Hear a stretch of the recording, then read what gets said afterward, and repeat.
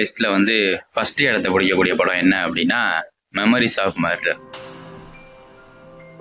நான் முன்ன சொன்னேன்ல, இந்த 3வது இடத்த பிடிச்ச படம் அப்படின்னு சொன்னேன்ல, இந்த கன்ஃபெக்ஷன் ஆஃப் மர்டர் அப்படிங்கிற படம். அந்த படத்தோட தொடர்ச்சி மாதிரி தான் இந்த படம் இருக்கும். அதாவது இந்த படம் ஃபஸ்ட்டு பார்ட் ஆகும், 2வது பார்ட் வந்து அந்த படம் அப்படிங்கிற கணக்கில் தான் நம்ம வந்து அதை எடுத்துக்கலாம். இந்த படம் என்ன அப்படின்னா ஒரு உண்மை சம்பவத்தை அடிப்படையாக கொண்டு எடுத்த படம் அப்படிங்கிறது வந்து ஸ்பெஷல்.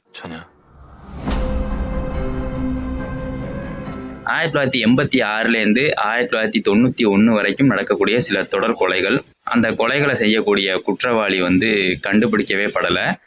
அவனை வந்து ஒரு 15 வருஷம் சென்று மறுபடி கண்டுபிடிக்க முடியாத சூழ்நிலையில் அவனை போலீஸ் வந்து கைவிட்டுறாங்க. ஏன்னா கொரியாவில் வந்து ஒரு 15 வருடத்துக்குள்ளே கண்டுபிடிக்கல அப்படின்னா அந்த குற்றவாளியை வந்து தண்டிக்கக்கூடாது அப்படிங்கிற ஒரு சட்டம் இருக்குது. அப்படிங்கிற ரீதியில் வந்து இதை வந்து செய்கிறாங்க. கொலைகளை வந்து இன்வெஸ்டிகேஷன் செய்யக்கூடிய 2 போலீஸ் ஆஃபீஸர். இவங்க எப்படி இன்வெஸ்டிகேஷன் பண்ணுறாங்க அப்படிங்கிறத இது வந்து